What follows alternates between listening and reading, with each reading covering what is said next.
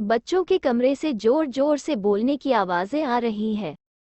पता नहीं झगड़ रहे हैं या बातें कर रहे हैं। हमारा जमाना तो है नहीं कि जरा सा ऊंचा बोलते ही दादी ताई टोकती थी। आज के एकल परिवारों में दादी ताई तो है नहीं बच्चों को डांटने, संस्कार देने के लिए आए। माँ बाप बेचारे सारे दिन के बाद बच्चों से मिलते हैं तो उन पर लाड लड़ाए या संस्कारों की डॉट पिलाएं। जो भी हो, अभी आवाजों की स्पष्टता बढ़ गई है। बेटा जोर जोर से बोल रहा है, इस बार तू मेरे लिए वही सड़ी सी धागे वाली राखी मत लाना, सोने का ब्रेसलेट ला। और बेटी बोल रही है, तुम भी कोई ड्रेस या चॉकलेट का गिफ्ट पैक मत पकड़ा देना, नया मोबाइल चाहिए। मेरा पारा चढ़ गया। त्योहारों को, रिश्तों को लोग पैसे से क्यों तोलते हैं? मेरा मूड खराब देखकर बच्चे सहम गए। समझ ही नहीं पाए कि आखिर हुआ क्या। समझ तो आज तक मैं भी नहीं पाई हूँ। ईद 2 दिन बाद राखी का त्योहार है। मैं उस उत्साह से अछूती क्यों हूँ? अभी परसों की बात है, बेटी पूछने लगी, माँ आप मामा लोगों को राखी क्यों नहीं भेजती? हूँ, राखी क्या है? एक धागा ही तो है। भेजा नहीं भेजा। अब रिश्तों में वो मधुरता कहाँ रह गई है? ऐसा लगता भी नहीं कि किसी को मेरी राखी का आतुरता से इंतजार होगा।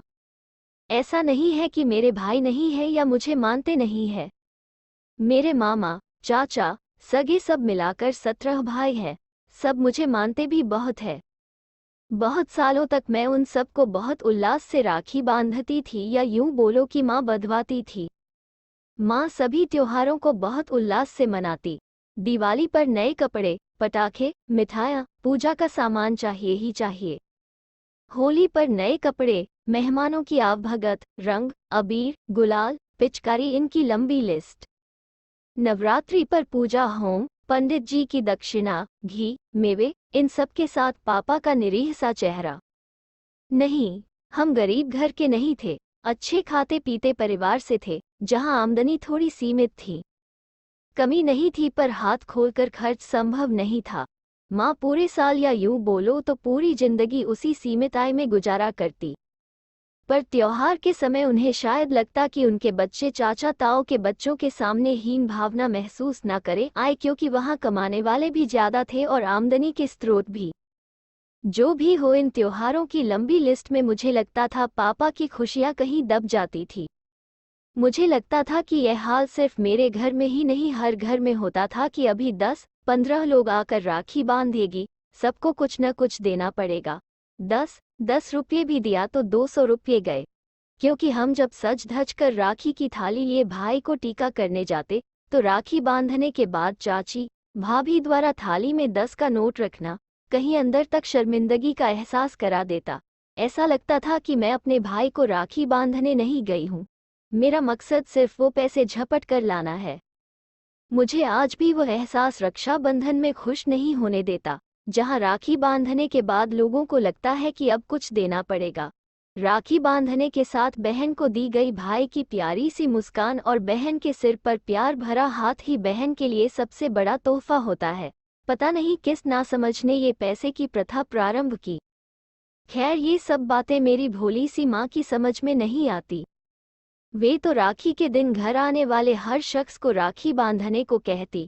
मेरा बाल मन इसके लिए कदापि तैयार ना होता कि कैसे नौकर को, दूध वाले को, अखबार वाले को मैं राखी बांधूं। पर माँ बंधवाया करती। कालांतर में बड़ी होने के साथ इसमें और लोग भी जुड़ गए। मेरी कामवाली के 2 छोटे छोटे बच्चे। उनकी बहन नहीं थी तो वह भी आकर मुझसे राखी बंधवाते। मुझे उन्हें राखी बांधना अच्छा तो नहीं लगता था, पर बुरा भी नहीं लगता था, क्योंकि राखी बांधने के बाद वह मुझे कुछ देते नहीं थे। मैं उनके लिए अलग से बड़ी बड़ी राखियां और मिठाई के डिब्बे लाती।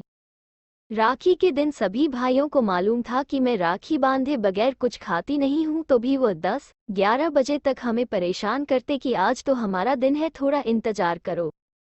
वहीं वे दोनों सुबह से ही सज धज कर आ जाते। मन में थोड़ा संकोच होता, अपने भाइयों को राखी बांधे बगैर इनको पहले राखी कैसे बांधूं। पर वो चुपचाप बैठे इंतजार करते, फिर राखी बंधवा कर खुश होकर चले जाते। मुझे लगता उनकी खुशी शायद डिब्बा भर मिठाई मिलने की होती होगी। फिर मेरी शादी हो गई और मैं माँ के पते पर सब भाइयों के लिए और उन दोनों के लिए भी राखी भेजती रही। कुछ सालों बाद कामवाली ने हमारे घर का काम छोड़ दिया। उसके पति को कहीं बाहर नौकरी मिल गई थी। अब तो मैं अपने भाइयों को भी राखी नहीं भेजती हूँ। साफ साफ बोल दिया है, जिसको मुझसे स्नेह हो वो मेरी ससुराल आकर राखी बंधवाए। मैं इतनी दूर प्रदेश में हूँ कि बाकी बहनों के यहाँ तो भाई लोग पहुँच भी जाते हैं, पर मेरे यहाँ तक कोई आ भी नहीं पाता है। फिर भी मुझे बुरा नहीं लगता है, मन में प्रेम रखिए, यही बहुत है। हर बार की तरह राखी के दिन सुबह उठकर चौक पूरा, थाली सजाई, पूरी तैयारी की। मेरी बेटी जब आंख मलती हुई उठकर आई तो हंसते हुए बोली, थैंक यू माँ, आपने मेरे लिए पूरी तैयारी कर दी। मैं जाकर भाई को जगाती हूँ।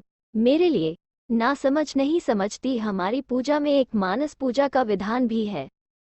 भले ही मेरा कोई भाई सामने हो या ना हो, मैं मन में विचार करके गणेश जी, हनुमान जी को राखी बांधकर दिल को तसल्ली दे देती हूँ कि इसका स्पर्श सब भाइयों की कलाइयों तक हो आया होगा। 11 बजते लड़ते झगड़ते दोनों भाई बहन का राखी का कार्यक्रम संपन्न हुआ। बेटा अपने दोस्तों के साथ बाहर निकल गया। पति शहर से बाहर थे, अपनी बहन से राखी बंधवाने गए थे। हम माँ बेटी काफी के मग के साथ बाहर होने वाली हल्की हल्की बारिश का मजा ले रहे थे। अचानक मेरी बेटी बोली, चलो न माँ, डैम देख कर आते हैं। सभी बोल रहे हैं ओवरफ्लो कर रहा है, आसपास का नज़ारा भी अच्छा है, मालूम है वहां पर काफी भीड़ भी रहती है। चलो ना माँ, घर पर बैठे रहने से अच्छा है जाकर आते हैं। हम दोनों स्कूटी पर निकल पड़े। सच में रिमझिम बारिश की फुहारों में भीगना और डैम का सौंदर्य शानदार था। हमने बहुत एंजॉय किया। त्योहार का दिन था तो वहां ज्यादा लोग नहीं थे। इक्का दुक्का दुकानें, खोमचे वाले और एक लारे वाला आए देखकर थोड़ी दया आई कि आज त्योहार के कारण कोई नहीं आया तो बेचारों की कमाई भी नहीं हुई। बेटी मेरे मन की बात समझते हुए बोली, त्योहार नहीं, भारत पाकिस्तान मैच है आज, इसलिए भीड़ नहीं है। अचानक लगा कि एक लॉरी वाला हमें देख रहा है, थोड़ा डर लगा। हम वहां से निकल पड़े। वापसी में आते वक्त बारिश कुछ ज्यादा ही तेज हो गई थी। सामने का कुछ भी दिख नहीं रहा था। मेरा मानना था कि 2 मिनट रुककर बारिश खत्म होने का इंतजार करते हैं। बेटी का कहना था कि जब तक इंतजार करेंगे तब तक तो घर पहुंच जाएंगे। तभी अचानक पानी से भरे एक गड्ढे के कारण स्कूटी फिसली। मैं यहाँ गिरी, बेटी थोड़ी दूर पर, स्कूटी आगे एक पेड़ से टकरा गई। मैंने देखा पत्थर से सिर लड़ने के कारण बेटी के सिर से खून निकल रहा था। वो बेहोश थी। स्कूटी का अगला पहिया टेढ़ा होकर फंस गया था और चलने की हालत में नहीं था। मोबाइल निकालकर बेटे को फोन लगाना चाहा तो नेटवर्क कवरेज नहीं था। इस हालत में कुछ सूझ नहीं रहा था, तभी पीछे से वही लारे वाला आता दिखाई दिया। हमें देखते ही दौड़कर हमारे पास आया। उसने मुझसे कुछ पूछा भी नहीं, बस देखते ही देखते मेरी बेटी को उठाकर लॉरी पर लिटाया, उस पर रखे सामान की चिंता किए बगैर। बोला, दीदी आप परेशान मत हो, मैं संभालता हूँ।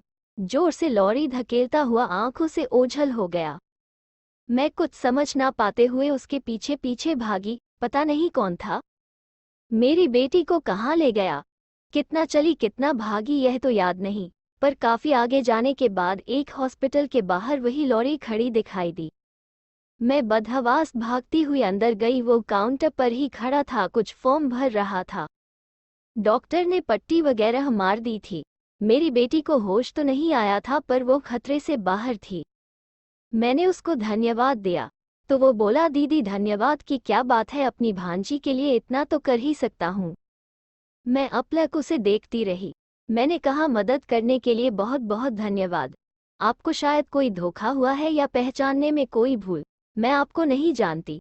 वो हंसा और बोला, वो तो मैं समझ ही गया था कि आप मुझे नहीं पहचान पा रही है। मैं डैम पर बार बार आपको देखकर यही तसल्ली तो कर रहा था कि आप अनु दीदी ही हो। अनु, इसे तो मेरा नाम भी मालूम है। वो मुस्कुराते हुए बोला, मैं हूँ रघुवीर, आपकी कामवाली का छोटा बेटा। मैंने आपसे राखी बंधवाई है, मैं भला आपको कैसे भूल सकता हूँ।